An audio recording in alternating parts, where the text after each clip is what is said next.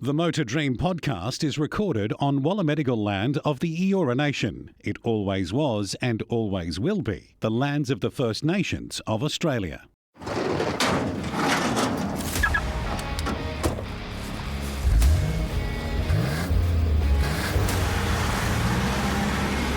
This is the Motor Dream podcast.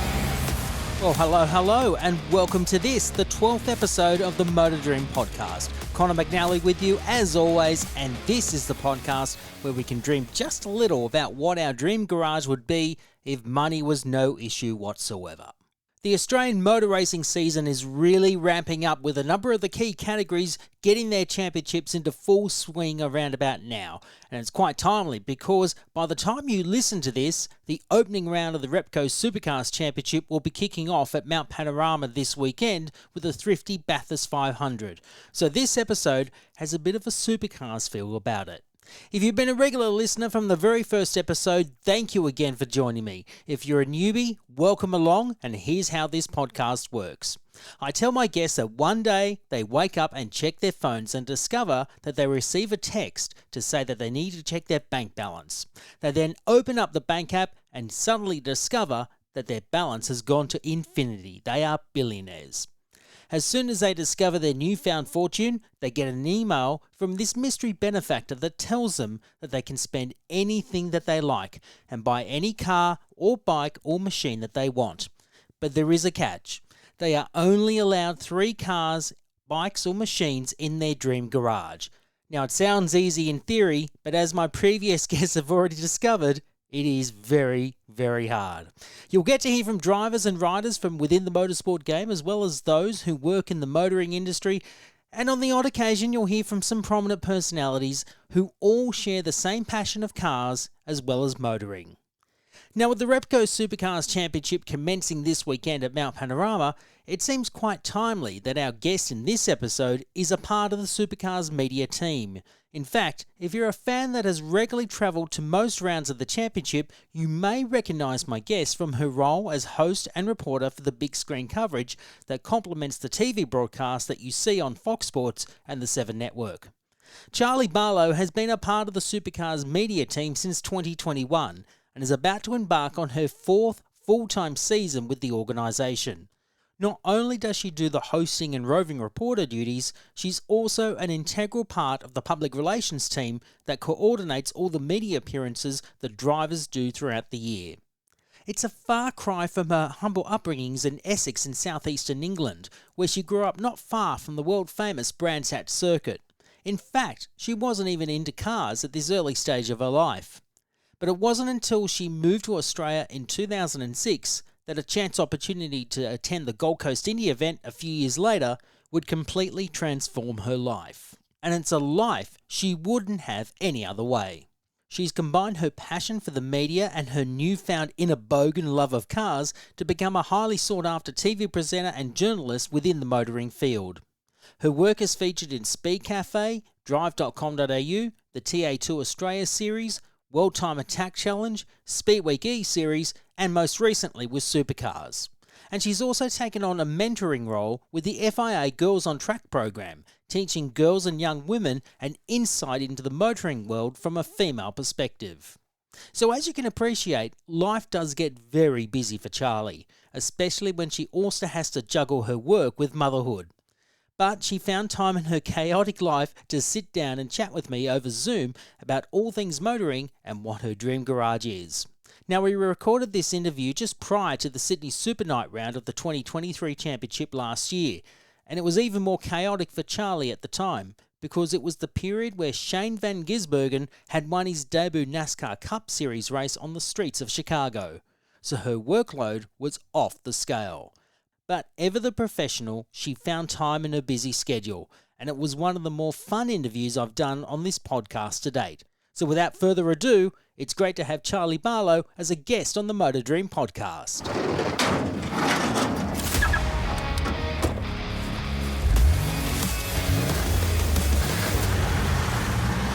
Charlie Barlow, welcome to the Motor Dream podcast. It's great to have you on. Oh, Connor, thank you. I'm so excited to be here as a revolutionised rev head of the past few years. Let's chat some cars. I'm very excited. Absolutely, let's chat some cars. You've been involved in the motorsport game here in Australia for quite a few years now.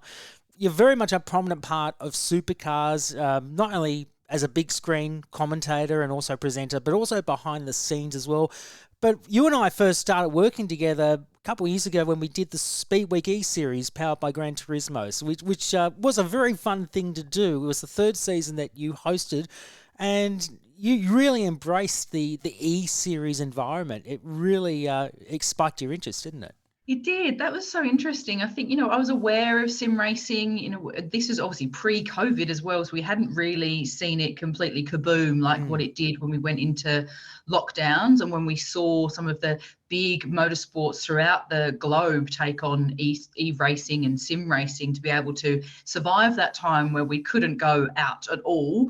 But yeah, so this is my introduction to it, and I hadn't even really seen a sim much before, and then walked into this room where there was like 12 of them, and then understood that it was on the Gran Turismo platform. So some of these guys had always been playing on a controller, had only just learned how to play on a steering wheel, and some of them didn't even have their normal car licenses. So there was so much for us to wrap our head around. And then we had international players as well. So we were talking to Kenny Economos over in NZ as well. So it was a lot of fun. We worked hard that day though. I do remember that. I remember that you and I were so excited to hold the big check, and we have this great photo of the pair of us holding the big novelty check, and we looked very happy with ourselves. I think I've got that photo somewhere in my photo library on my phone. I'll have to dig it out if I can find it. But we put some funny faces and that on the day. But the enthusiasm from all those drivers, because it was a big day. I think we fit 4 rounds of racing into one big day of competition, and by the end of it all, we were all exhausted, but we were all happy and satisfied that it all went relatively smoothly, and we made it into really good television. Were you surprised of how good the talent was, the talent pool? It was, because as you said, some of them didn't even have normal driver's licenses, and actually some of them were very, very competitive, and they could probably adapt to racing in the real thing if they really took that opportunity to do so. Oh, absolutely. And we've seen so many racers do that. And I believe the young gentleman who's now racing for the Blanchard racing team, he came from the sim racing world. Josh Anderson. Yes, Josh. And there's so many of them, and so we've seen them throughout sports sedans as well, and I've bumped into several of those boys that they did the E-Series with in the Supercars paddock. They're either there as a punter or they're there chatting to teams about opportunities, and it's so great to see that a couple of years later, because they were young, a couple of years later they're now springing up in our motorsport paddocks, which is just wonderful to see. And because these boys, it's been their passion and their life for a long time, and sim racing was a way for them to have access to it regularly, because we all know how much motorsport costs. It's not cheap at all. No, it's not a cheap hobby. So this is a way for them to get an entry level, I guess, pass into motorsport.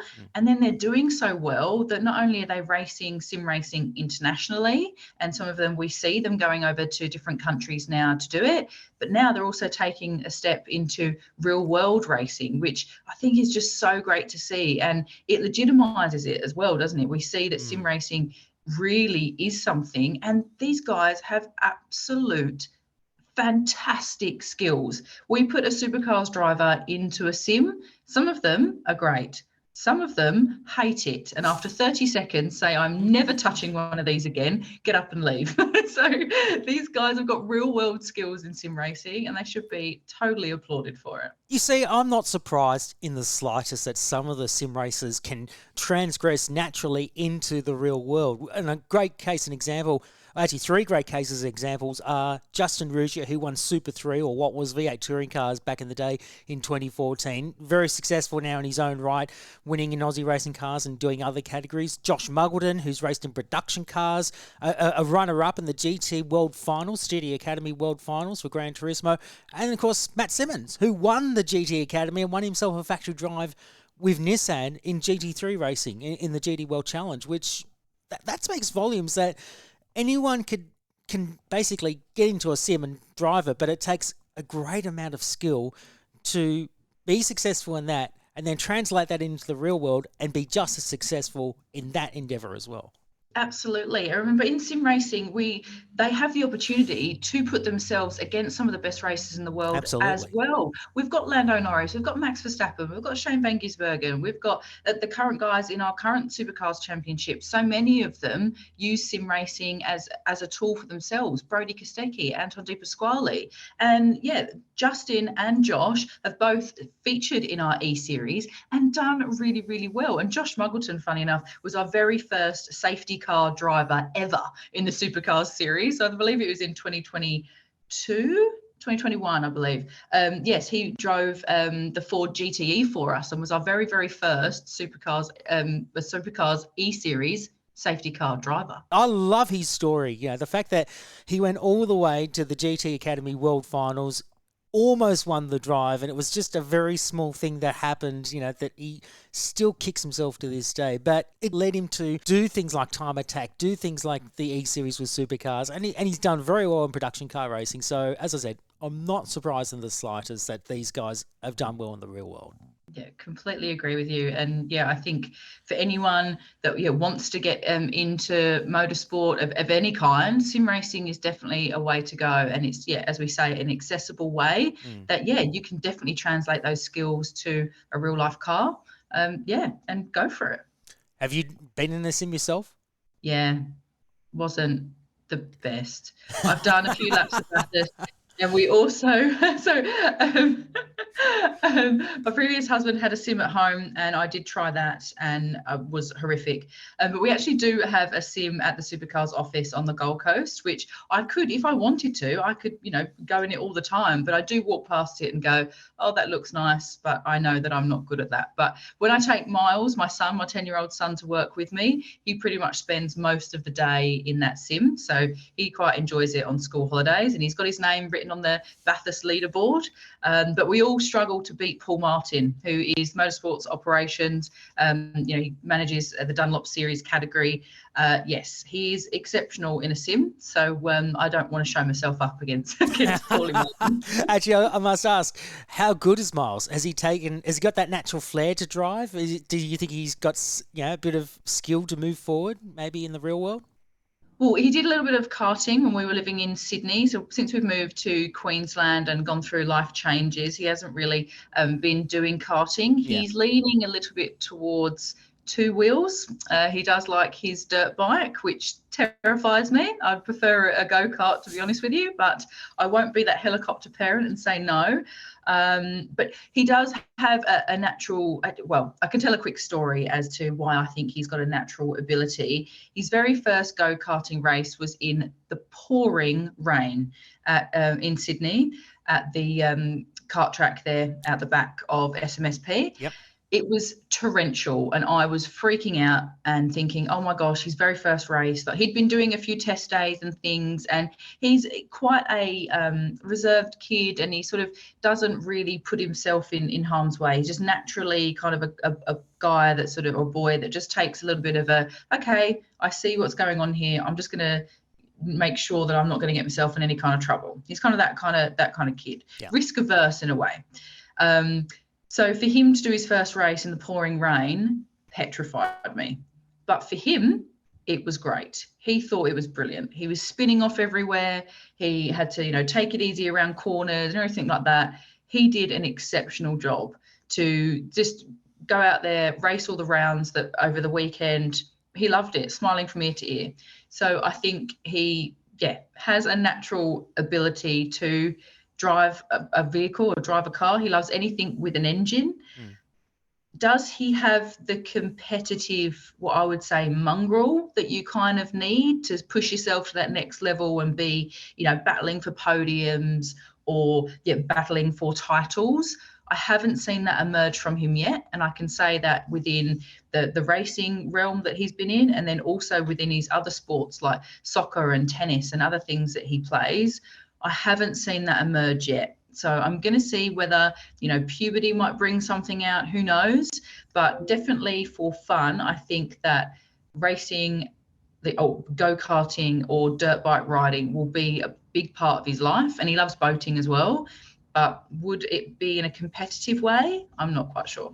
This is probably not the life you were expecting to go down, going down the motorsport path. Particularly, we were talking before we recorded, you grew up in England. Obviously, we can tell by the accent. But motoring or motorsport in general wasn't a part of your life when you were growing up. Explain. Oh, absolutely not. And I kick myself now, Connor, because I lived down the road from Brands Hatch. I used to drive past that little brown sign that said Brands Hatch all the time. And I would have also been in England in some of the glory days of Formula One at Silverstone. I would have watched Lewis Hamilton claim so many amazing accolades, but no. My family were not into motorsport. It was not something that factored into our lives in any way, shape or form, and even cars for that matter. Cars were something that, you drive, but it wasn't something that I was overly interested in. Although as a child, there are some photos that I could dig out of me with my mum's little XR2 Fiesta that never started if there was anything more than a light frost. So that car was an absolute nightmare for my mum. So she would not ever want me to talk about it ever again. But yes, and then also I remember my dad brought home a Jag one afternoon, and I'll have to look up what model it was, but it was this beautiful, the perfect deep green Jaguar color and with the cream seats. I'll have to look up what model now because it was back in the day, and he just bought it from a mate because he thought it was cool and had no really idea what this car was. And I just remember getting in the back of it going, oh my God, this is a really cool car. I've never been in a car like this before. But other than that, it wasn't a big part of my life at all until, we fast forward to, 2011. Oh no, sorry, beg your pardon. 2006. Let's say 2006. I was introduced to supercars when I moved to Australia. I was with someone at the time, dating a young guy who was, super into his V8. So I, learned who James Courtney was, and I watched James Courtney win the 2010 championship, I should say, and cried my eyes out because I love James Courtney, and I tell him that all the time. And I say to him that he has to give me at least a year's notice if he's ever going to retire, because it's going to take me that long to be okay with it. So I can certainly say we've not had that conversation yet. So it's going to come sooner or later. I can assure you of that. I'll cry so much. He's such a lovely man. And then I guess life kind of happened. I had my son in 2013, and then sort of by 2018, that was when motorsport decided to make a big appearance in my life and change it, really. And I have to say, for the better. And it's definitely something that you sign your life over to. And I think that's what I've said so many times throughout my Champion in the Girls on Track program and working in it and being on podcasts like this. I certainly say motorsport is not a job, it is your life. And I think that I am so grateful that it's become a massive part of my life, and that I'm able to say now that I work in the sort of top tier of motorsport in this country, and I've worked hard for that, but in under no circumstances did I think that was what my life was going to be. Well, when you first got introduced to supercars in 2006 through your former flame, what were your expectations? Was it just mind-boggling for you? What did you take away from that first time that you embraced following supercars, or V8 supercars as it was back in the day? Yeah, well, I think I just watched it, on the telly. It would have been, on free to air at that point. I would have just watched it, and I remember just thinking, oh, this is cool. Like, this is, racing on the streets. Like, oh, I've only ever really thought you raced on circuits. Like, oh, okay. And then it all changed again when I went to, it was then known as Indy on the Gold Coast. I think it was the final years. That would have been 2009. 2008 was the last one that had Indy. Yeah, 2008. Yeah, see, how terrible am I? I worked there and I remember. But yes, so I went to that, and that was like, oh my gosh, to see not only how big it was, how it took over the whole place, the noise, the smells of them racing, just, oh my gosh, down like Caval Ave and all the rest of it. and then seeing people on balconies, let's just leave that there. And I will say that I embraced my inner bogan. I did buy a Jack Daniels singlet, and I did wear it out in public. So I definitely embraced that element of it, but fell completely in love with the event, the show, the cars, the people. And I think then I knew that it was always going to be something that I would keep coming back to. Still didn't think I'd work in it, but it was something that was then, I was captivated at that point. Fantastic. As you say, you now work with Supercars. You've been the big screen host and you've done the roving reporting for the big screen.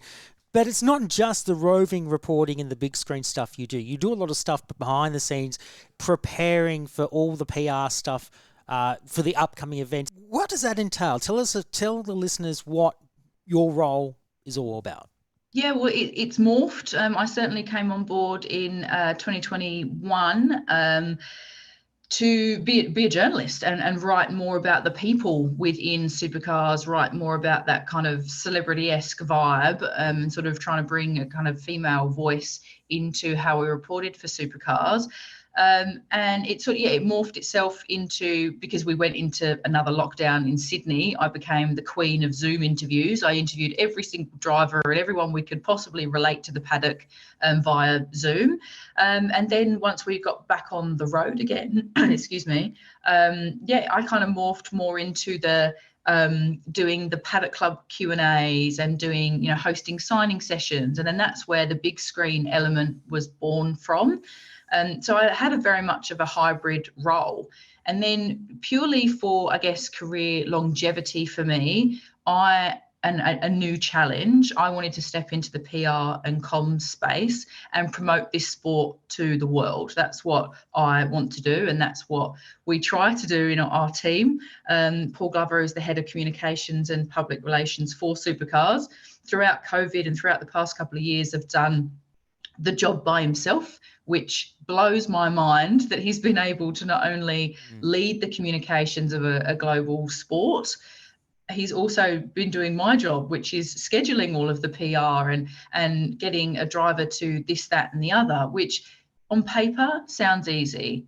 It's not. There are so many moving parts just to get one driver to attend what we call a media call. So that's when we say to media, okay, Shane Van Gisbergen has come back from racing in NASCAR. We're going to host a media call that all media are invited to come along to in the pit lane at Townsville on the Thursday. And it's going to be at this time, this place. And Shane's going to be there and he'll speak about that experience. This is your only opportunity to speak to him about this appearance.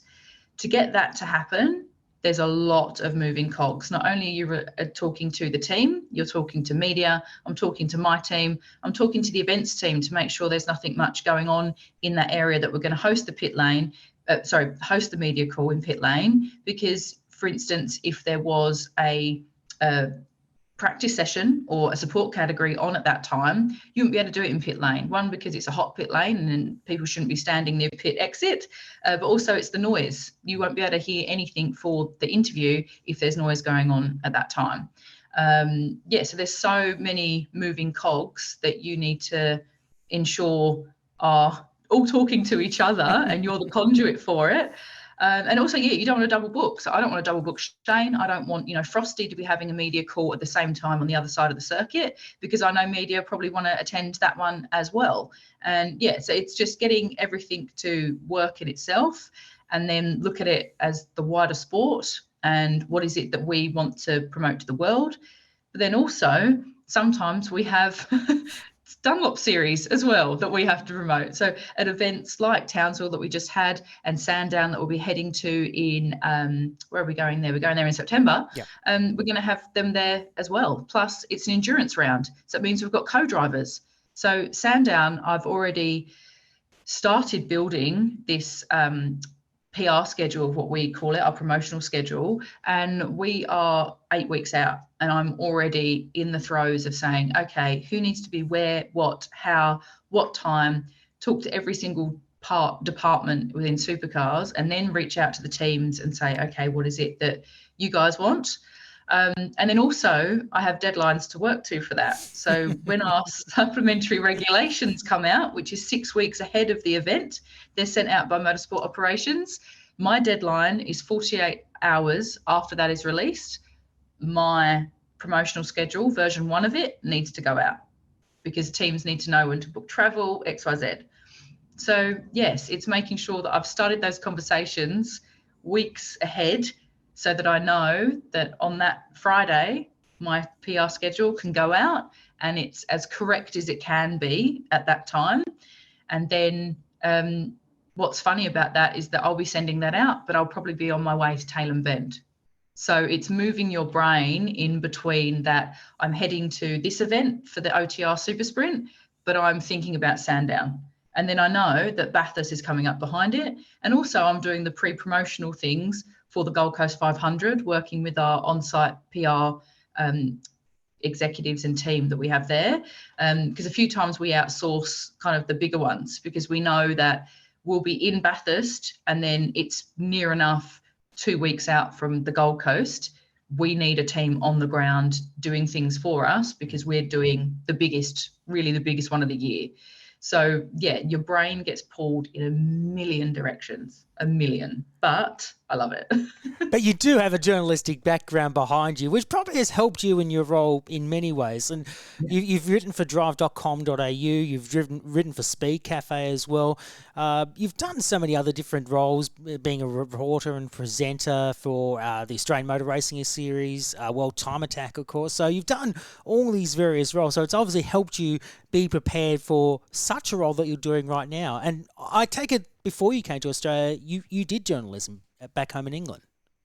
Yeah, I did. You know, like every sort of 14, 15-year-old girl, I thought I was going to be a fashion journalist and I was going to write for Vogue, and that was going to be it. So I think if you told that girl, no, you'll be working in motorsport in a pit lane and, you know, you'll be your second home will be Queensland Raceway, she would have never believed you. But yes, those skills have definitely helped me within journalism, but also it's those communication skills. I think I rely on that in every single email that I send. And it's being able to see, as I said, all the cogs. It's being able to say, okay, so how would a team PR read this? How would Motorsport Operations read this? How would the event manager from Supercars read this?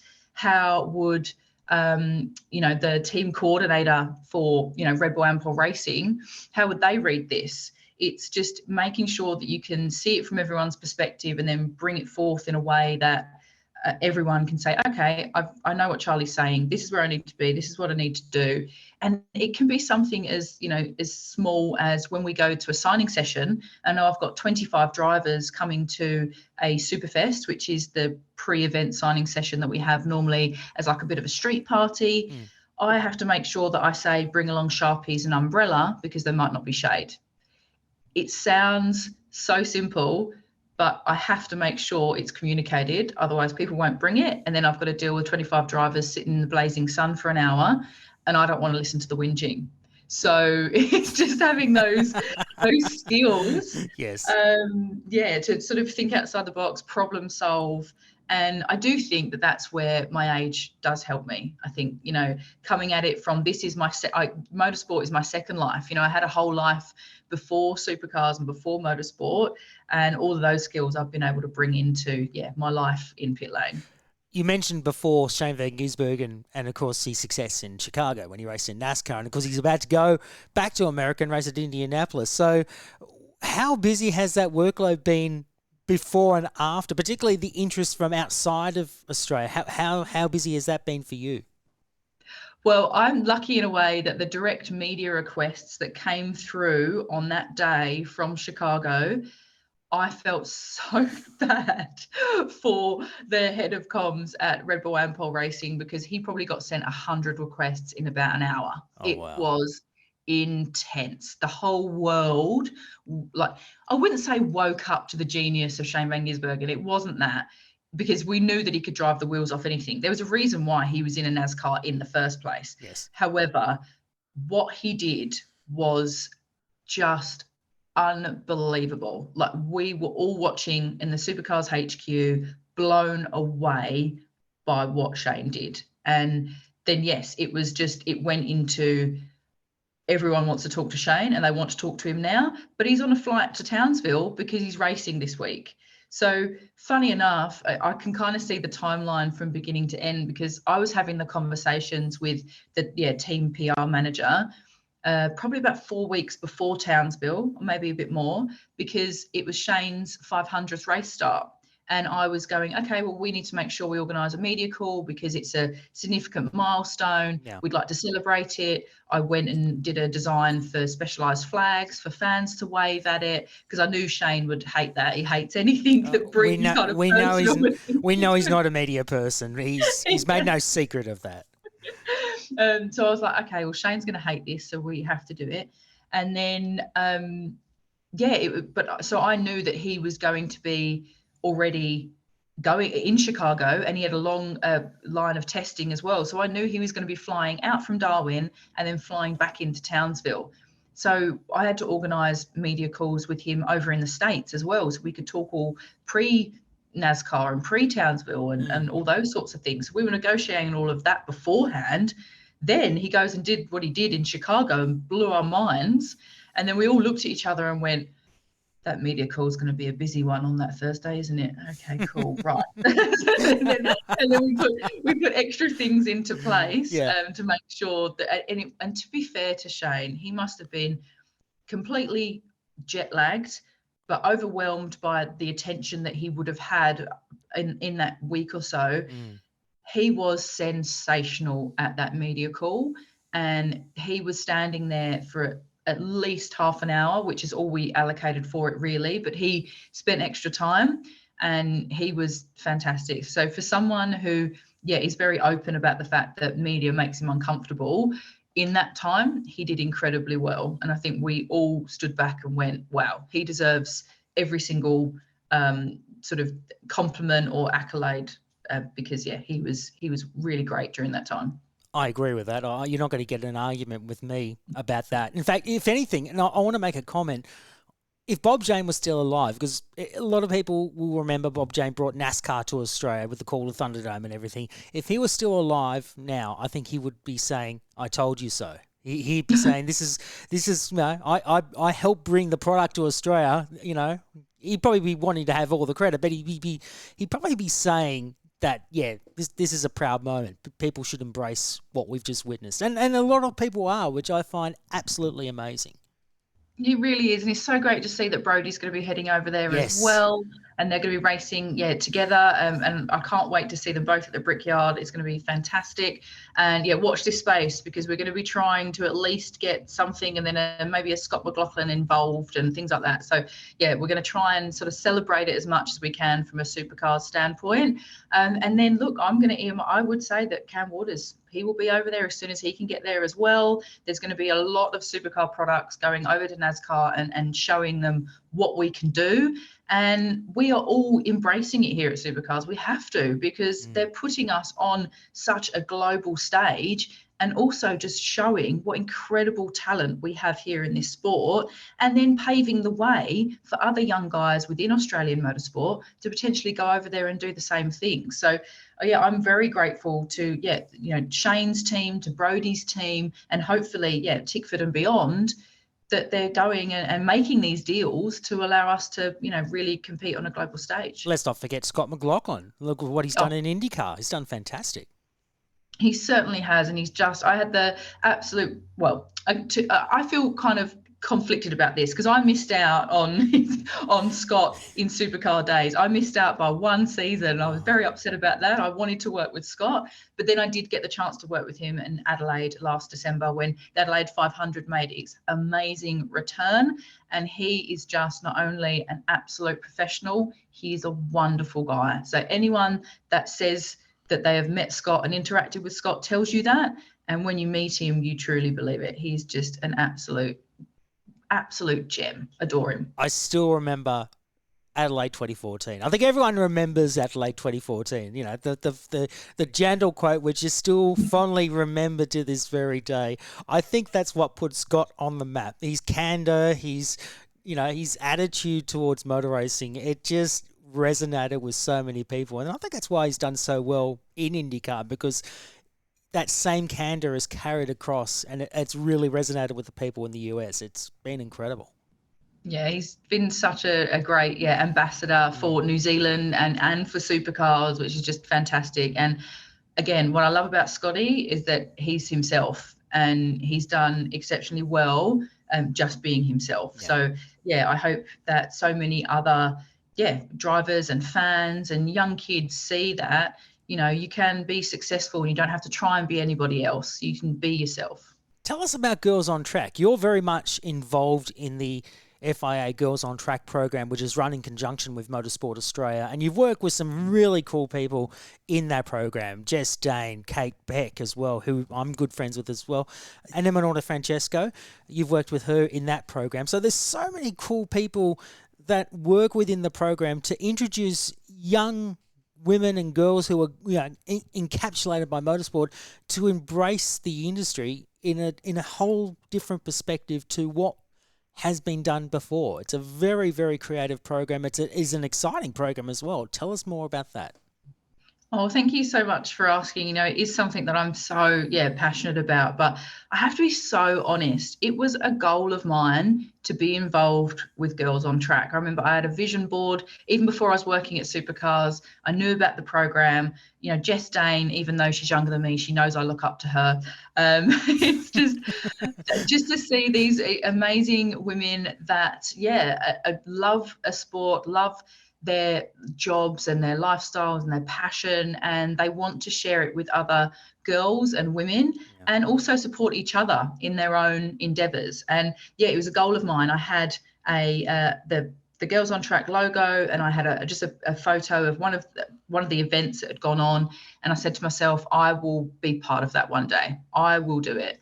And in Sydney 2021, I managed to do it. I volunteered and just went and helped out. Met Priyanka, who is the coordinator of the Girls on Track program, who does such an incredible job to deliver it across the country and deliver it to amazing events like the Australian Grand Prix, which is no small feat. And she does it, and the program is growing and growing. And then she's also introduced the mentorship program sort of like mid last year and now this year, where we're partnered up with young girls that are sort of either ending sort of their school careers and really looking to, what am I going to do next? What are my next steps? And we coach them through it, which is just a great thing, because we've all said it. It's great to say, oh, hey, look, there's this thing, motorsport, and you can be involved and you can be whatever you want to be. And you can be an engineer, or you could be a mechanic, or you could be in media, or you could be in events.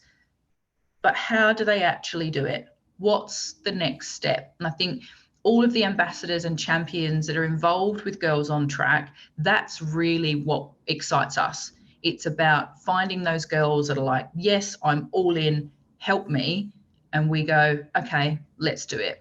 Let's work out, let's work on a resume. Let's work on a portfolio. Let's get you shadowing people. Let's get you into grassroots motorsport, which is where you will learn everything you need to know about motorsport. It's where I started. It's where Kate Peck started. It's where Jess Dane started. You know, we all started from the bottom.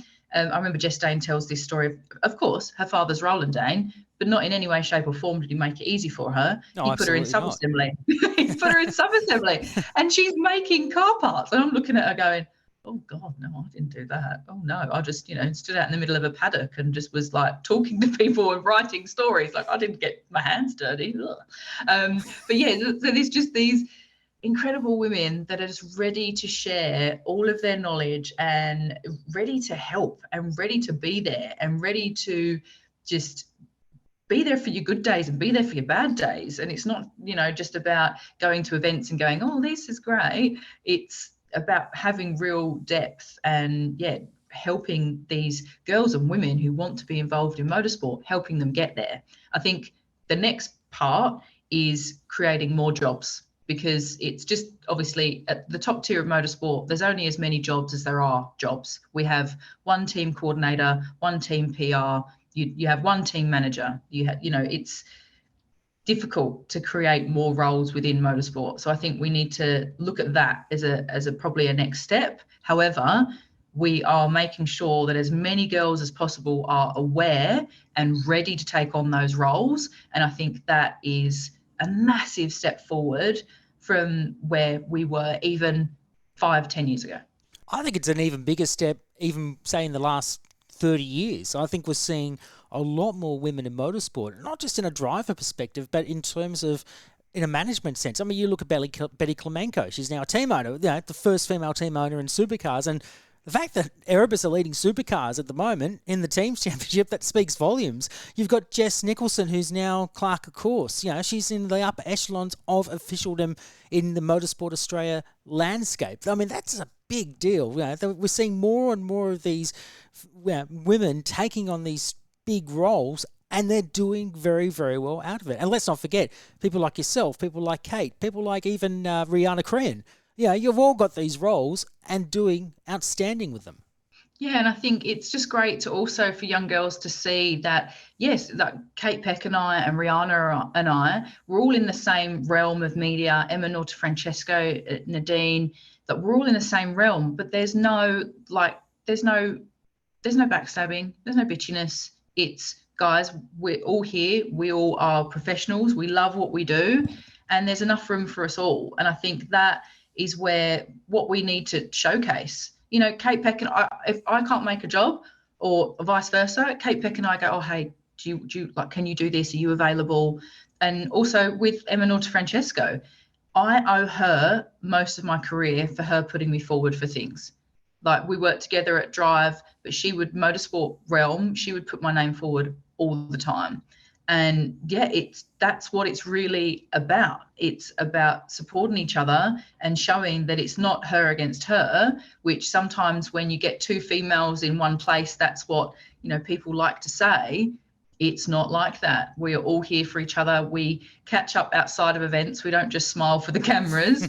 It's all that we really support each other. We go on these big dinners as well. And I think, it's just, if I knew when I was younger that that's the kind of environment that you could find within a male-dominated sport, which I know I'm doing inverted commas here and you can't see me because I'm on a podcast, but I think that I would have probably jumped in a bit earlier, because even though, yes, motorsport is predominantly male, it is changing.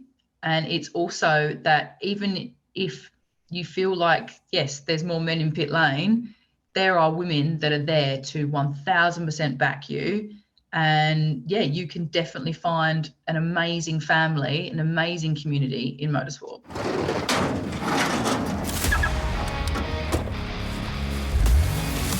This is the Motor Dream Podcast. It's quite clear to me that you love cars. It took you a while to get there, but you love cars. There's no doubt about that. The inner bogan has come out of you. So I want to, actually, first and foremost, did you understand what a bogan actually meant when you first came to Australia? Or are you more of a geezer? Oh, I wish I was a geezer. I'm not that cool. Look, I'm from Essex, so yes, I completely understand what a bogan is. Okay. We call them a chav. Yep, we call them a chav. And look, our chavs probably, to be honest, try and probably pretend they're not a chav, but then that makes them more of a chav. But a bogan, I feel like, probably embraces their boganisms a bit more, and they're probably a bit more authentic about it. So to be fair, I applaud bogans, because yes, you're more yourselves, and you should be applauded for it. Fantastic. I'll take that. That's a good answer. So we've embraced, forget the chavs, you've embraced the inner bogan. So I wanted to learn a little bit more what makes you tick about your love of cars, your passion of cars. So I want to start by asking you, what was the first car that you drove when you grew up in England? Oh God, this is gonna be horrible. Oh my God. So in England, we driving tests and driving lessons is quite a big thing. As soon as you can drive, we have to do. We don't have like the allotted hours that you guys do in terms of a logbook, but you take lessons with a driving instructor. And she had a convertible Renault Megane, so that was probably the first car that I ever drove. My parents had an Audi A6, which was like a boat, And I remember my mum let me drive that once and then said never again, because we lived down a very small country lane and she was practically putting her foot through the passenger floor when I was doing about 40. That's 40 miles an hour we're talking here, Yes, aren't at we? least 40 miles an hour, to be fair, around blind corners, but that's fine. Probably gave her a few extra grey hairs that day. Sorry, Mum. But my first car I drove was a Polo. It was 1 litre. It had nothing. It was like driving a lawnmower. But I loved it. It was blue. It was zippy. It was a very fun little car. But then I did have to share it with my parents, which was quite annoying. So I probably had the car once a week. But it was my. That must have been embarrassing having to share it with the family. Yeah, it was. Did you have to clean it up every time you had to give it to the parents, or did you give it to them as is? Well, were there any lolly wrappers or food Maccas in the back? I didn't have it long enough for that. Really? It was more their mess, and then I'd go, "Oh my God, okay." Because my brother and sister are 10 years younger than me, so it was babies would be in it, and there'd be car seats, and my friends would get in and go, "Why have you got car seats in the car? Aren't you 16? What is wrong with you?" So that would be an interesting conversation when they got in my car. I would imagine so. All right. What about the first road trip you remember going on with your family? Oh gosh, here we go. This is quite the story. So when we were thinking about moving over to Australia, so this was in the early 2000s. My parents started the process. It took us a long time to be able to move over and get our visas and things like that. So long story short, we did a bit of a recce mission. So I was 12 years old. So this would have been 2001. And this is so funny when you say it out loud, it cracks me up. So my family over in Australia that already lived here at that time lived in Penrith. And we decided to go and visit them first, and then my parents were going to do a road trip up the east coast of Australia, clearly not understanding how big Australia is and how long that would take. But in 6 weeks of us travelling, we managed to go from Penrith all the way up to Port Douglas, but we did it in a Mitsubishi Lancer with my mum, my dad, myself, and my brother, who had just turned nearly 2, and my sister, who was 6 weeks old. That was my first road trip. It was the experience of a lifetime. And my mum hadn't quite grasped the miles per hour and kph thing, hadn't quite grasped it. So could have got done for speeding several times, but we'll just leave that there.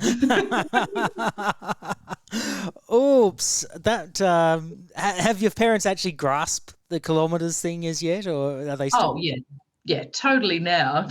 But that forever long will be, Mum will never live that down ever. The fact that we did see a cop do a handbrake turn on the other side of the road to come back and get her because she was going that fast at the time. We'll just put it that way. Oh, okay. So she got the stern talking too. Yeah, she did. I think that was the beginning of her understanding the difference between miles per hour and kph. Totally understand. Obviously, you just mentioned before your parents taught you how to drive a little bit, and you had a driving instructor. So who else taught you how to drive, or was it just those two? Yeah, it really was. I think, in England, your driving instructor, it's the thing that's done. You do lessons with them, and then in England, you get your license and you've got your license. We don't have the P-plater system at all. You get your full license. So then when I moved over here in 2006, I went to, the Transport Main Roads. I was living up in Queensland, and they swapped it like for like. So I was an 18-year-old girl with my full license, which sounds crazy now, but that was just how the rules work. So I did a lot of driving though, because I love to drive. I work on the Gold Coast and I live in Brisbane, so I drive 2.5 hours every day. I love it. It doesn't actually bother me. So I've always been someone that as soon as I could have that freedom of my own-ish car, sharing with my parents, but own-ish car, and being able to drive, I drove everywhere, and I love it. Manual or automatic? Manual. Good. I had to learn in a manual, and my son will be the same. Of course, now I've moved to an auto, like we all have. Most of us have, I should say. I know. I know. But It yes, is an absolute pet peeve of mine, that one. Well, I think it's that for me, if you learn in a manual, you can get in any car and you can drive it. I think that's, and especially when I started out working over here, I worked in construction, and you had to be able to get in one of the work utes and move it, or you did go and pick up smoke over the boys or whatever. And yeah, I'd be getting in all these different cars all the time. And even now, funny enough, in Supercars, when we take our course car vehicles to signing sessions or off-site ones, and there's only really a couple of us that can drive them because we can drive manual. So there's a bunch of people that can't drive those cars because they've only got an auto license. And I'm like, oh, okay. Like, it wasn't an option in England unless you tried to do your manual and then they said, no, you physically, sorry, but you can't. Like, this is not your wheelhouse. You're going to have to go auto. But yeah, over here, it just doesn't seem to be, you can actually say, no, I just want auto. But I get it. Different folks, different strokes. But yes, my son won't have that option. It'll be manual or nothing. You've made it a dedication. He has to drive a manual, otherwise you're a lost cause. No, I wouldn't say that. No. On a road, no, you've got to have the manual license. What about pet peeves? Do you have any pet peeves? Merging in this country is annoying, but that's fine. I'll just say that statement and move on. I still, to this day, thank people for letting me in. I'll still do it. I'll thank them. If they wait for me, I thank them. I put on the little hazards to give them a blah, blah, blah if they're behind me. But no, that's not what people do here. And I do get a lot of funny looks for it, but I will still keep doing it. I will always thank someone for, letting me go, giving me space, whatever. Pet peeves with cars. My current car has a pet peeve, which I need to get fixed. I've got a wired CarPlay system in my Ford Mustang, and 2017 model. No, it's not a V8. And everyone asks me that, and I'm upset about it, but I can't afford to register a V8 in Queensland. It's extortion. Moving on. The wired. You got the EcoBoost 4, haven't you? I do. Yes, I do. Okay, we'll forgive you for that. That's fine. Lovely though, it's nice. Yes. So my wired CarPlay, it just sometimes wants to work and it sometimes doesn't want to work, and it just bugs me. But it always does it when I need to use the navigation. It does it every single time. So it'd be used going for days, and obviously I'm just going to places that I know, and I'm like, oh yeah, this is all good. And then I go to one place I've never been before for that whole week, and then my car decides to go, no, sorry, can't help you. You've now got to do it on your phone, and don't you dare touch your phone, because then obviously you're up for, you get caught, you're up for a fine. So yes, that's a little pet peeve of, I need to get that fixed. And I'm probably more annoyed at myself that I haven't actually gone and got it properly looked at. But you're probably busy because you haven't had time to do it. So, but look, I can understand. I'll use that. It's a good excuse, actually. What about like other things like stickers or like air fresheners hanging from the rear vision mirror? Do you have those pet peeves? Do you like them? Hate them? I personally wouldn't do it. I would never put a sticker on my car, and I would never. Hang anything. But then I'm considering at the moment whether I actually get the Mustang like inserts for the cup holders. I'm thinking if I do that, because it's like the horse, or I do like a little bit of bling. So at the moment I'm debating whether with the Mustang in the center of my steering wheel, you can actually get something that like blings that out. But I'm like, I think there's certain people in my life that might pull me aside and give me an intervention if I start doing that to my Mustang. Are we talking like your son? Maybe. Well, then you've got the caveat that you can tell him that he has to learn to drive a manual, otherwise he's a lost cause. Very true. And I'll say to him, and you know what? Oh, look, the Mustang's an auto. So it's not your car. And if you want to be driven to and from school, you can be quiet. I love it. I love it. Although I do have to say, I have owned a set of fluffy dice. I have. And my very first car, that little Polo that we spoke about, yes, I had pink fluffy dice in that car. But what I do like about it is that I gave that set of fluffy dice to my younger sister, and she has forever had them, whatever car she's owned since that day that I gave them to her, 10 years ago, she still has them hanging in her car now. So I like that. And even she's got a little, it's sort of a side note, but she's got tattoos on her arm, and she's got one to kind of represent each of the family, and mine is a microphone and fluffy dice. Oh, that's nice. So yeah, I think even though I'm no longer a believer in fluffy dice, and I did hand those over, it's lovely that mine have lived on and become part of my legacy. That's really, really cool. What about the worst car you owned? It could be a Vauxhall for all I know. Oh no, actually, oh gosh, okay. Not a Vauxhall, but close. Definitely a Holden Barina, which is a Vauxhall Astra, a Vauxhall Corsa, exactly. Corsa. Yeah. So yes, my very first car when I moved over from the UK, 2006, was a little black Barina. It was the old school version, like not quite the bubble one. I'll have to look at what model it was, but I loved it. I loved it so much. It had tinted windows. It actually had like proper, what did it have? It was like black on black. It was very cool, very, very cool. Unfortunately, someone smashed into it while it was parked on the street and rode it off while I was on holiday, which was upsetting. So, which leads me to tell you the worst car I've ever had, which is a Hyundai Getz. Okay. I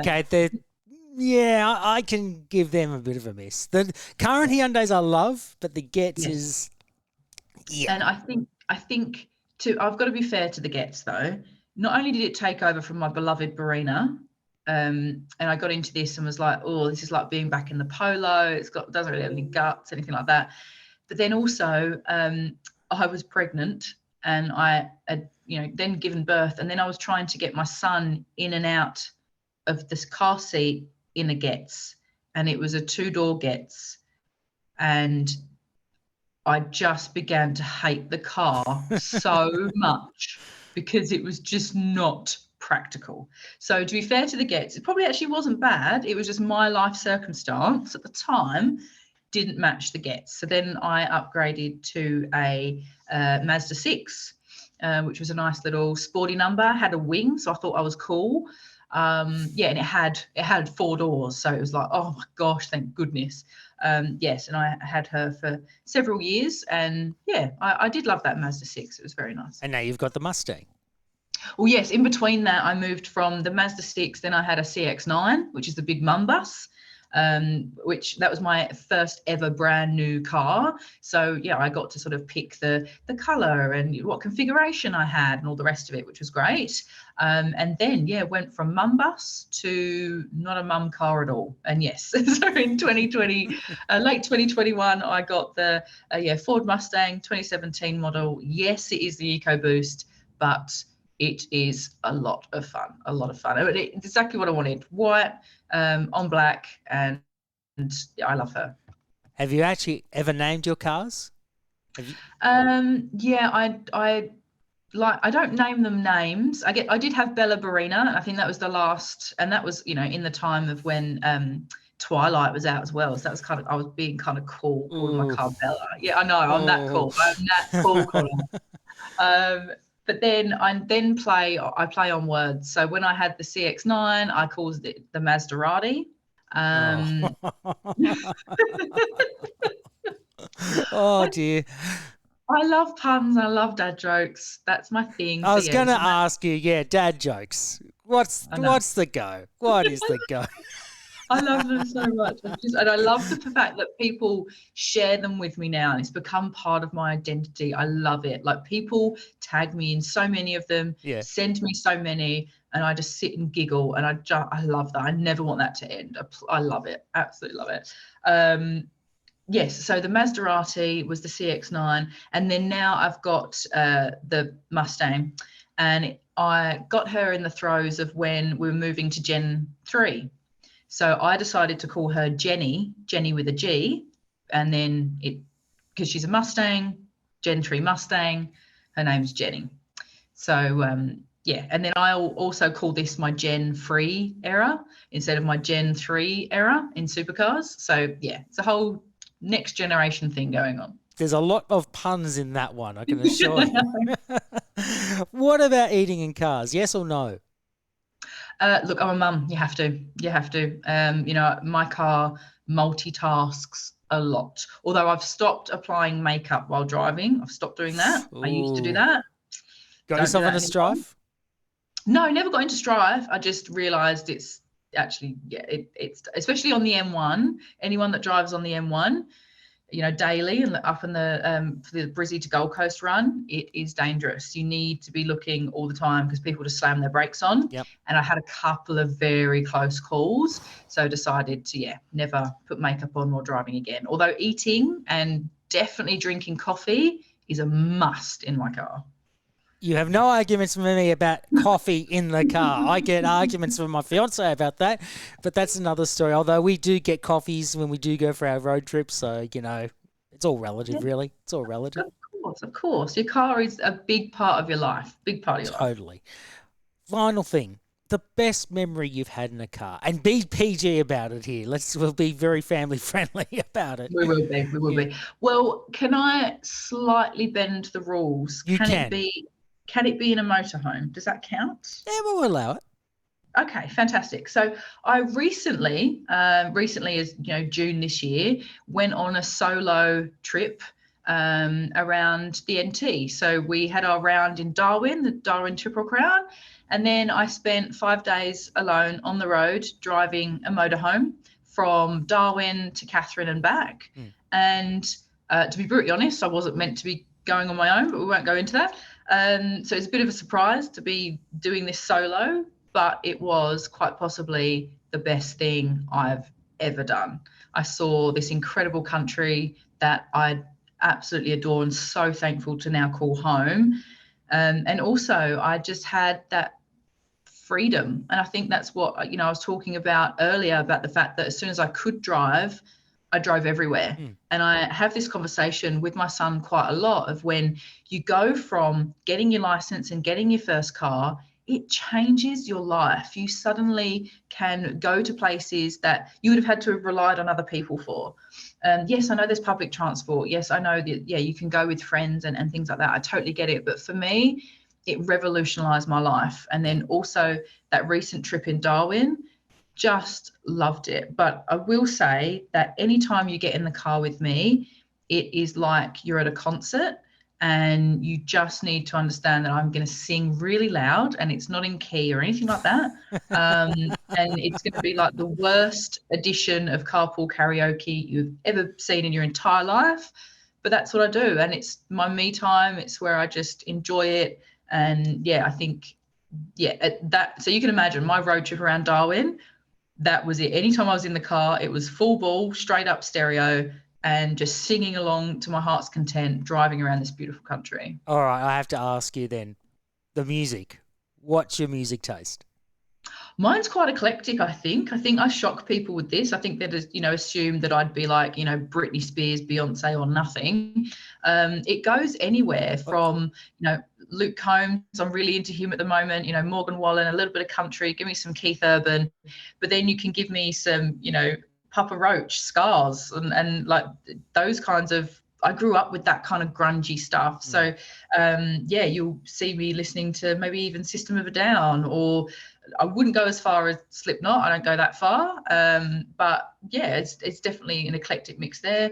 But then, I'm more than happy to listen to, I don't know, some Craig David, some, S Club 7 or, Backstreet Boys. They'll all make an appearance on my playlist. But then normally, after I've dropped my son off at school, I go straight to a bit of, Dr. Dre or some 50 Cent or some Eminem, and just yeah, even my favourite guy, Jay-Z, he definitely gets a play after the school. I was expecting maybe even Biggie Smalls somewhere along the line. Yes, yeah, a little bit of Hypnotised. Don't mind that. Get into that. What about Acid House? Because you're obviously from England. It's very, they love their house music and everything. Yeah, I would say I dabble in it very, very lightly. I'm more of the garage, that kind of era. That's where, and Essex, sort of East London, it's more the garage kind of scene. Like Blur and that?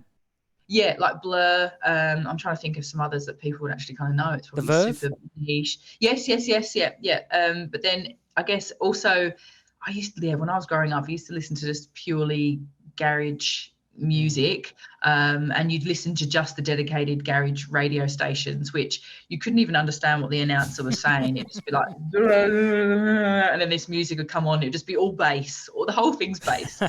But yeah, so I think my music tastes are really quite out there. But I think, and for me, it is dictated by my mood. I think like I use music as a way to lift my mood and to remind me of the great times and to unwind. So a lot of the time my music can go all over the place. I love it. That's a really cool answer. And I actually was going to ask music initially, but then you brought it up. I thought I have to ask your music taste. That's just really cool. Very eclectic. Although I have a particular interest in one particular band, starting with Q. We won't mention that, but I like you. I don't mind listening to a bit of Dre or Tupac along the line, Foo Fighters, and even some of the most recent stuff. So, hey, nothing wrong with that. It depends on your mood, as you say. Yeah, absolutely. And I listen to the hits of now. I wouldn't say I'm a Hot 100 kind of dedicated listener, but no, I definitely enjoy music. And it's just one of those things that no matter how old you get, I think it's going to be a part of my life forever. Okay, Charlie Barlow, we've come to the real reason why we have you on the podcast. You knew this was going to come up. One day... Yes, it's happening. One day you wake up and you're about to go to work to Supercars and you check your phone as you're leaving and it says, check your bank balance. And you think, what's this nonsense? You then open up the bank app and you suddenly discover that your bank balance has become infinite. You become an instant billionaire, an Elon Musk type, without becoming Elon Musk. So you're not that arrogant as Elon, but you're stunned that you're an absolute billionaire instantly. But you then get an email from this mystery benefactor and it tells you that you can buy anything you like. So you can buy any Gucci bags or whatever, whatever your heart desires. But it also says you can buy any car, bike or machine that you want. But the caveat is you're only allowed 3 in your dream garage, be it a car, bike or machine. So with that in mind, and I know you're shaking your head because it's quite a lot to deal with, what is the first machine you'd like to have in your dream garage? This is the hardest question. When I sat down to try and think about this, I was like, oh yeah, this would be so easy. And then when you think about any machine, it's so hard. So I'm just going to have to, I think this is going to be so boring. But nothing's ever boring, I can assure you. I've had some very weird and wonderful answers so far. So whatever you tell me is still going to be interesting no matter what. Well, I think it's the car that kind of doesn't hark back to that Jag that I talked about, because it's not a Jag at all. It is a piece of what I would call British machinery, but it's not anymore really. But it still harks back to that moment that I saw this beautiful deep green machine that I sat in and remember to this day. I was like 6 when I saw that first Jag, but it is of course an Aston Martin DB12, because I don't want to go DB9. I can't go DB9. Why not? Because I'll pretend I'm James Bond, and we can't have that. The Aston Martin DB12. Listen, someone asked me at the beginning when I started doing this caper, if I was to include a few cars in my garage, one of them would be an Aston Martin DB9, the DBRS9, in fact. I'd go the DBRS9, the racing version, because that just looks absolutely beautiful. It sounds beautiful. But the DB12, wow, that's got a big grill on it. I'm not going to lie to you. It definitely does have it does have the big grill, and I think it's because I DB9. Don't get me wrong, and it like Vanquish is going to have a place in my heart forever. But at the Adelaide Motorsport Festival this year, which I was so lucky to be a part of, I walked past that Aston Martin display and just looked at it, and I melted. Yeah. I melted. And then a twin turbo V8, sign me up. Just, I love it. And it is a V8 only, because it's only available as a V8 only. No hybrid assistance, so you don't have to worry about batteries to charge or everything. So as you said, it's a twin turbo V8, 671 brake horsepower, which is about 590 foot-pounds of torque.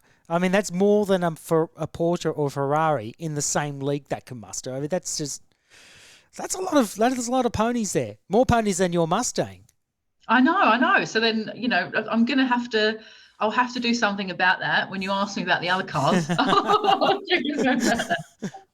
Oh, wow. And that just reminds you of that British feel, doesn't it? Because you light up when you talk about something that just reminds you of home, doesn't it?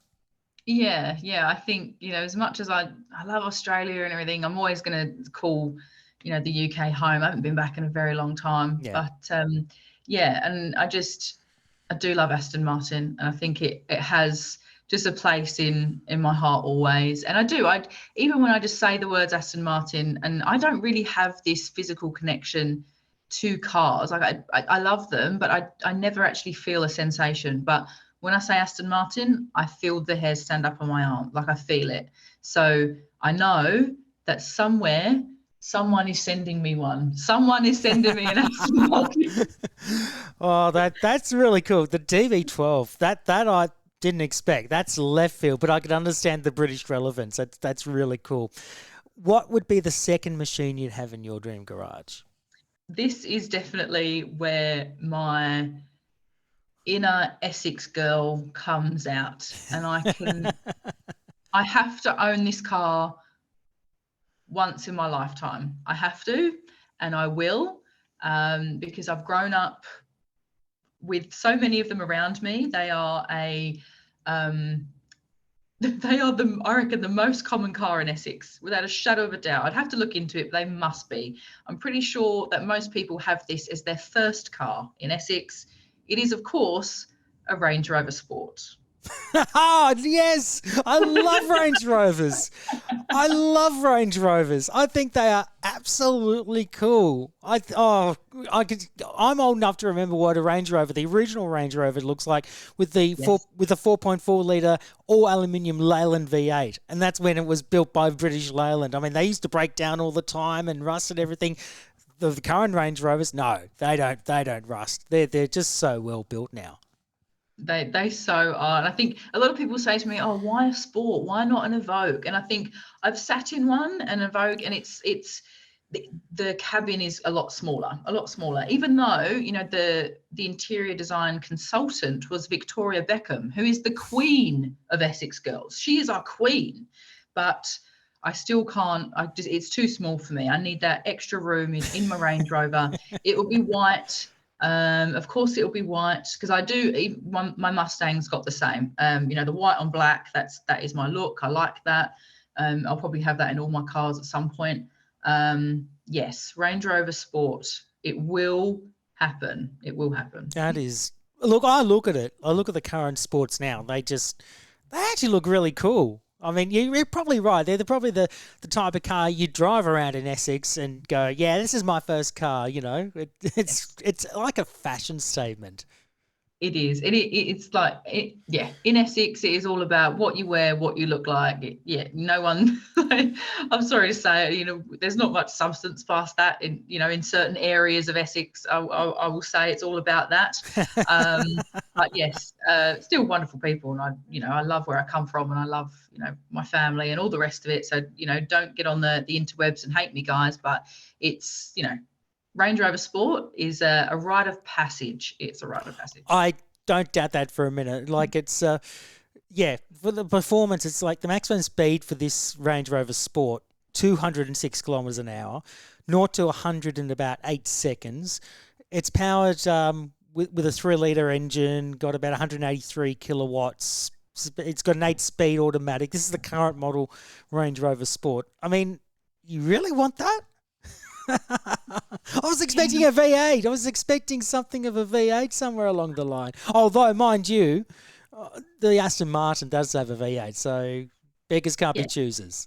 It does. Like the Range Rover, I'm just going to probably drive, quite slowly through town so everyone can see that I'm in a Range Rover because that's what it's about, Although there is a very good episode of Top Gear. It's obviously not the current model of Range Rover. It's a few years ago now, and Jeremy Clarkson really puts a Range Rover through its paces and it delivers. So I'll have to look up what year model that was. I would say it's they haven't been on Top Gear for at least the last 5 years or so. Almost 10 years. Almost 10. Yeah. Oh my gosh, I'm so old. I feel old too. No, it's not almost 10. It was around 2014-15 that the series Clarkson, Hammond, May left Top Gear. Yeah, wow. Well, because Miles and I are obsessed with the Grand Tour. We're obsessed with it. We watch it every day. And that's a good point because there's a lot of seasons of that. Okay. Yes. Anyway. So let's say it's probably, I think I do remember that episode actually. Yeah. Yeah. And they, because James May looks at the Evoque and then, Clarkson actually looks at the Sport. And they put it through its paces actually off-road, which is like, you took a Range Rover off-road?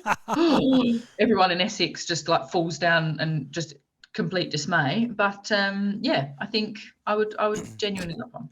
I tell you, Guy Andrews, former Australian Ironman champion, who's a stunt driver and a race driver in his own right, he actually mentioned in his dream garage he'd have a Land Rover, a Bogan Nemesis, which is the variant of the Land Rover, and it's really cool. Like it's built for off-road competition, so it's big, it's beefy, it's got those Land Rover, Range Rover vibes about it. It's really cool. So I can see why you have that penchant towards the Range Rover. I got to say, I think it's cool.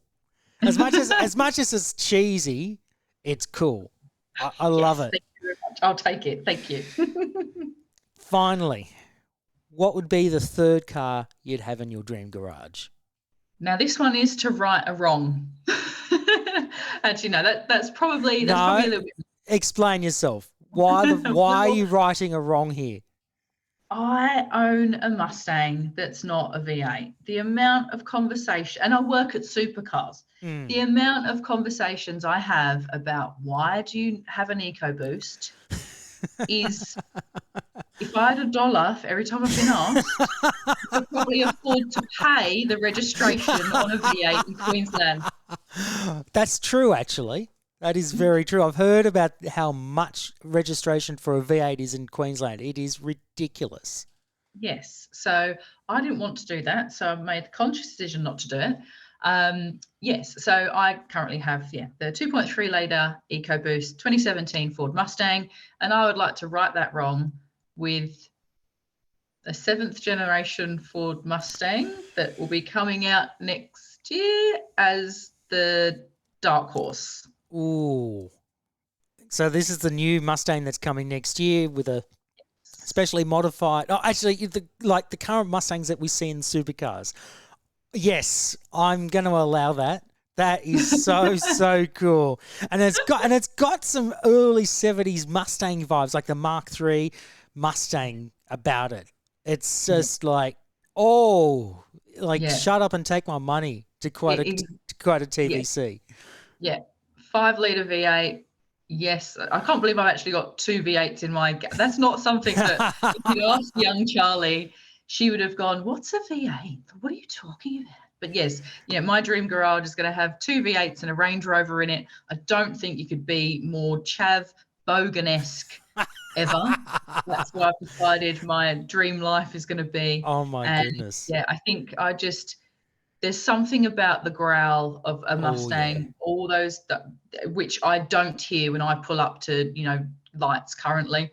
So I need to right that wrong and definitely deliver a beautiful Mustang. And I think even where they've tweaked the front headlights just to be that little bit more Mustang of yesteryear, just in the LED, just something so small has made it sort of that kind of hark back to that Mustang of old, and I actually can't wait to see one on the road. I might just pass out because I love them, and I'm a very proud Mustang driver.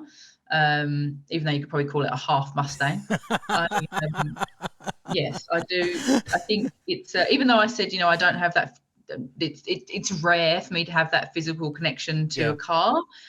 Even now, after owning her for just over a year or so. Oh, hold on. So we're 22. Yeah. Well, I guess 18 months.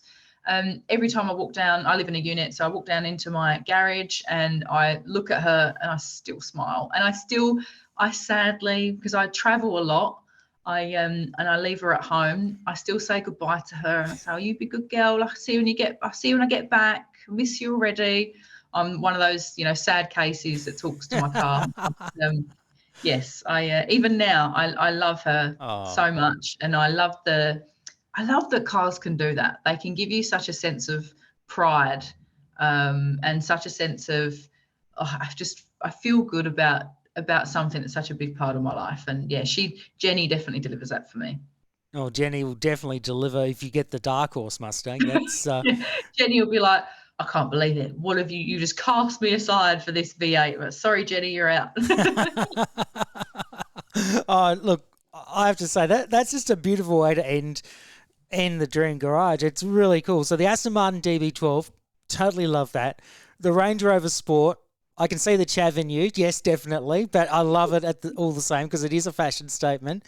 You have to have that car that's got fashion in it, definitely. And the Mustang Dark Horse, the 7th generation Ford Mustang. And personally, I love Ford Mustangs. I think they're absolutely cool. But I'm of real old school. And I'm going back to the 80s old school, the Fox body Mustang that Dick Johnson used to race many years ago. That style Mustang, that's cool for me. But if I saw a 7th gen Mustang, yeah, I probably would just go, yep, here's my money. I want to drive one out the door now. Take it. That would be me. Yeah, I totally get that, because I looked at all those cars and I was like, you haven't picked anything that's remotely, like nostalgic or any, like there's no history here, Charlie. And I think, like, yes, I can appreciate older cars, and I totally get that. And again, watching the Grand Tour last night, they were doing a whole segment on the Ford Cortina and how, it completely just changed how, passenger vehicles really. Yeah. And the everyday car that you could drive. You grew up with Cortinas. You grew up. Well, yeah, it kind of. I think my I guess era, what I would have seen on the road a lot was more your Mondeos and your Sierras. That's more what I sort of, not even a Sierra Cosworth, more just a a Sierra, a bog standard Sierra, which I must admit were not that good looking. No, ugly. Sierra Cosworth and the RS Cosworth, yep. They're better. Much better. Way better. But yeah, obviously true to form, and probably in Essex, one was stolen probably every 2.3 seconds, which is why you didn't see a lot of Cosworths. But which is probably why everyone went down the route of Vauxhall Vectras or Vauxhall Cavaliers. Yes, exactly right. But yes, so we had very stock standard, boring, boxy cars when I grew up. It wasn't. I think that's why my dad's Jag at the time really took me by surprise, because it was something that didn't look that way. So I think that's why, the cars that I now lean towards are, I guess, modern. I don't really have a traditional connection to anything older. Yeah. But I guess then again, my mum did own a Range Rover when I was very, very young, and it was the military, British Army green, and it had the front bull bars with the really black, thick one at the top, and then the thinner black ones in the middle, and it was horrific. It was an ugly looking Range Rover, but it was still, then it was a fashion statement. But I think that's why I lean towards those more modern cars, because it's sort of older traditional historic cars were never something that was in my world or my realm. But I certainly can appreciate it, and I love now in my new life of, I guess, my second life of being involved in motorsport and cars. All of this is new to me, and I'm learning so much all the time. And I genuinely really like to learn about where we've come from, and then now it really excites me about where we're heading to. And obviously, as electric comes in, I'm excited to learn more about that as well. Actually, just before we finish up, I want to go back to the questions I asked before we got into the Dream Garage. What's the biggest thing that you will see in the industry as a whole in moving forward? In terms of industry, I guess I can talk about them in two different ways. So, motorsport, we're obviously just moved into within Supercars realm, our Gen 3 era. Globally in motorsport, we're going to obviously see a move towards more hybrid, more renewable resources. I can't speak to how that's going to look in Australia. I genuinely don't know. And even when I speak to, the not only the legends of our sport, but the stalwarts of our sport and the people, managing our sport at the moment, they also know that more change will be coming, but in what direction it heads, that's all still to be determined and to be discussed. A lot of them already drive electric vehicles, though, themselves. So, for instance, Jamie Whincup, he drives an electric car. Roland Dane drives an electric car. And Roland Dane's reasoning for doing that, which he told me last year when we were doing an event in Bathurst together, he says that he will drive electric if it allows him to race V8s longer. So that's his mentality about how he feels about motorsport in this country. In terms of globally, we'll see where it heads in terms of Formula One. I actually really enjoy Extreme E. I enjoy watching Extreme E and seeing how that develops. I'm really excited about that competition as a whole. I think it's doing fantastic things. In terms of automotive, yes, electric is coming. Hybrid is well and truly here. Electric is already well and truly here. If you've never driven an electric vehicle, I implore you to get in one. 0 RPM torque is something that is not to be sneezed at. It's a lot of fun. Doesn't matter if you're in an MG ZS EV or whether you're in an e-tron, an Audi e-tron, I should say. It's fun. You put your foot down on that accelerator, she will take off and it surprises you. Yes, they're heavier, but I find that you actually feel quite planted on the road because of where the batteries are. Infrastructure for charging in this country is crap.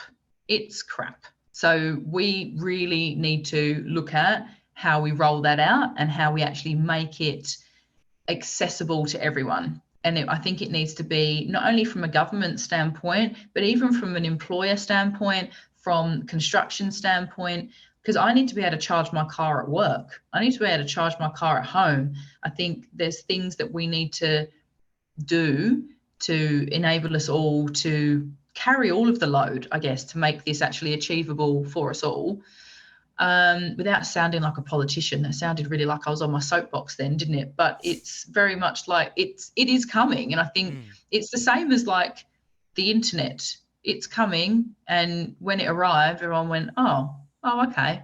Well, that's kind of cool. I might have a look at that. I remember my uncle was the first person I ever saw with a computer, and it was, a very old one. It was, the size of half a room. It had a black screen with little green squares flashing on it. And that was my first thing of a computer. And I think at the time you look at it and you go, oh God, I don't want to touch that. I don't know what it is. And it's weird and it's new and it's fresh, or it's the unknown and we don't like that. But I think once you've actually driven an electric car, it changes your opinion, because they're zippy, they're fun.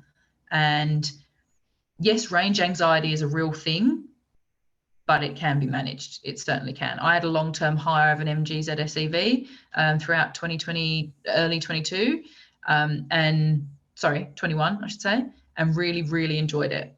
Really enjoyed it. It was, light, spacious. I could fit miles in it. It was a good family car. The only thing I couldn't do is my 1-year road trip to Queensland. Couldn't do it because it would have taken me about 4.5 years to drive, the 1,000 Ks that I needed to do. Yeah. Because the charging was so long. So I'm really interested, and I wouldn't use the word excited, but enthused, I'd say, about where we're heading electric wise within automotive. And I think that we should all try and embrace it a bit more. I think that's probably where I would say, because there is a lot of aversion. When you put a car review up and it will be of an electric vehicle, you will very quickly hear what people think of it, especially if it's an MG. They tend to try and just rip it apart. So I think we just, because it's for our children and for our children's children. It's not for us right now. We might hate the fact that we've got to go through this change, but it's so, your great granddaughter can go and run and play outside because she's actually got a world worth living in. So that's how I look at it. I think it's a very good answer to end the podcast. It's a long answer, but it's a detailed answer, and it's one worth thinking about as well. And I hope people can take away your answer, take it whatever they will, but hopefully be inspired by what you just said. It's a beautiful answer, and thank you for coming onto the podcast. I've been wanting to do this for a while. I know you've been very busy, but thank you so much. It's been an absolute joy to catch up with you again. It's been quite a while, but I'm glad we did it. And congratulations on what you've done so far. It's been quite a journey for you, and long may it continue. Thank you so much. That genuinely means the world to me, and to be able to, have people like yourself along the journey the whole way, and for us to be able to sit down and chat like this, it's wonderful. So thank you all for listening, and this was quite possibly the most in-depth and fun I've had in a podcast in a very long time. So thank you. Thank you so much. It's been an absolute joy, and all the best for the future.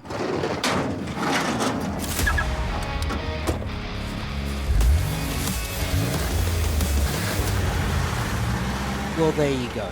A dream garage that is quintessentially British by nature with a dash of American muscle, and it's a garage that Charlie would be proud of if she had that infinity budget.